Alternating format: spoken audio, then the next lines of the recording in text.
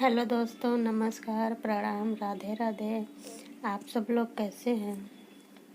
आज मैं कहानी एक लेकर आई हूँ जिसका टाइटल है बुद्धिमान की परीक्षा।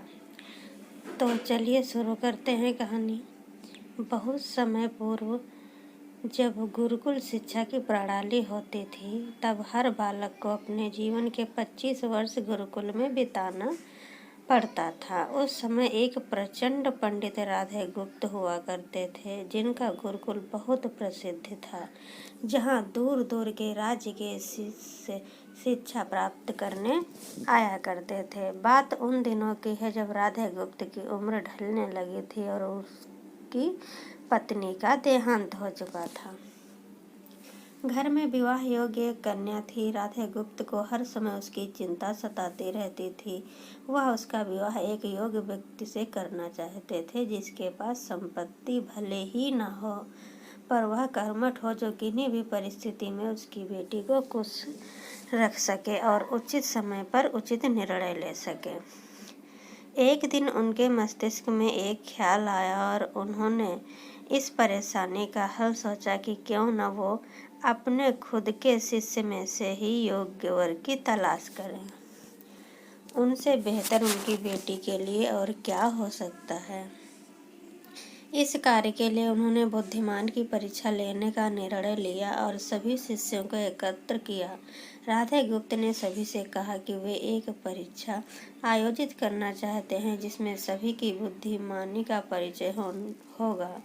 उन्होंने सभी से कहा कि उन्हें अपनी पुत्री के विवाह की चिंता है, जिसके लिए उनके पास पर्याप्त धन नहीं है। इसलिए वे चाहते हैं कि उनके शिष्य विवाह में लगने वाली सामग्री कैसे भी करके एकत्र करें, भले उसके लिए उन्हें चोरी का रास्ता ही क्यों न चुनना पड़े। उन्हें चोरी करता कोई भी देख न सके, इस एक शर्त का पालन सभी को करना है। अगले दिन से सभी शिष्य कार्य में जुट गए। रोजाना कोई न कोई तरह तरह की वस्तुएं चुरा कर लाता और राधा गुप्त को दे देता। राधा गुप्त उन्हें एक विशेष स्थान पर रख देते, क्योंकि परीक्षा के बाद यह सभी वस्तुएं उनके मालिक को वापस करना जरूरी था, क्योंकि वे अपने शिष्यों को सही ज्ञान देना चाहते थे। सभी शिष्य अपने अपने दिमाग से कार्य कर रहे थे, लेकिन इनमें से एक चुपचाप गुरुकुल में बैठा हुआ था, जिसका नाम रामास्वामी था। वह राधा गुप्त का सबसे करीबी और होनहार छात्र था।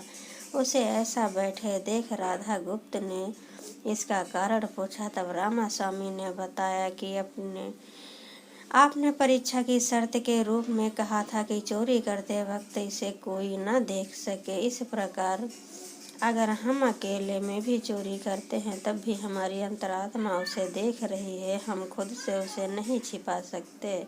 इसका अर्थ यही है कि चोरी करना व्यर्थ है।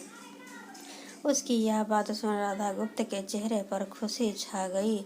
वे उसी वक्त सभी को एकत्र करते हुए और पूछते हैं कि आप सबने जो चोरी की, क्या उसे किसी ने देखा? सभी कहते हैं नहीं। तब राधा गुप्त कहते हैं कि आप अपने अंतर मन से भी इस चोरी को छिपा सके। सभी को बात समझ आ जाती है और सबका सिर नीचे झुक जाता है, सिवाय रामास्वामी के। राधा गुप्त रामास्वामी को बुद्धिमानी की परीक्षा में अव्वल पाते हैं और सभी के सामने कहते हैं कि यह परीक्षा मेरी पुत्री के लिए उचित वर तलाशने के लिए रखी गई थी। इस प्रकार मैं रामास्वामी का विवाह अपनी पुत्री के साथ तय करता हूँ। सभी खुशी से झूम उठते हैं। साथ ही चुराई हुई हर एक वस्तु को उसके मालिक को सौंप विनम्रता से सभी से क्षमा मांगते हैं। कहानी की शिक्षा।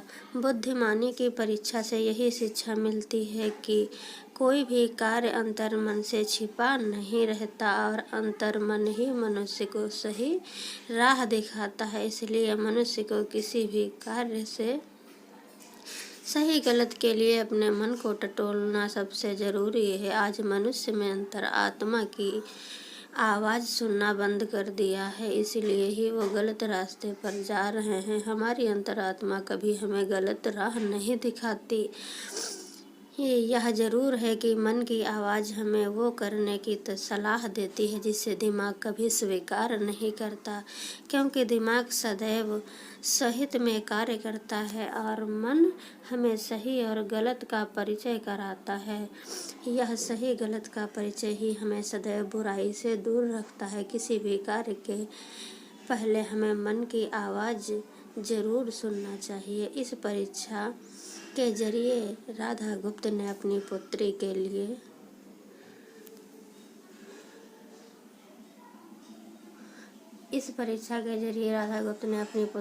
लिए एक उचित वर भी तलाश कर लिया और शिष्य को जीवन का अमूल्य ज्ञान दिया। आज के वक्त में कोई भी शिक्षक एवं शिक्षण पद्धति मनुष्य को धन कमाने का ही ज्ञान देते हैं। एक बालक का सर्वांगीण विकास कहीं न कहीं लुप्त हो चुका है।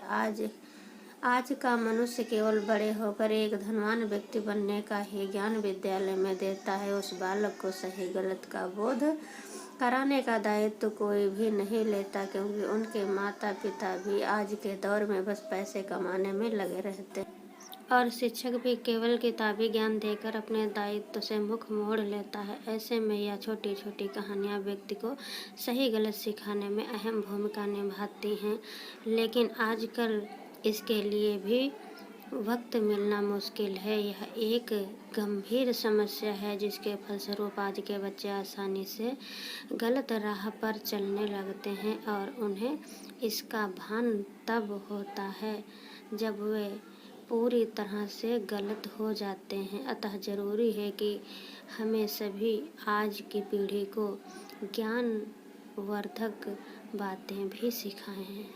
तो दोस्तों, अगर हमारी ये कहानी आप सब लोगों को पसंद आई हो तो प्लीज़ मैं आपसे हर वीडियो में यही रिक्वेस्ट करती हूँ कि सब्सक्राइब करें और अपने जानने वाले लोगों को शेयर करें, ताकि इस कहानी की शिक्षा सभी लोग प्राप्त कर सकें। प्लीज़ आपसे रिक्वेस्ट है, वीडियो को बिना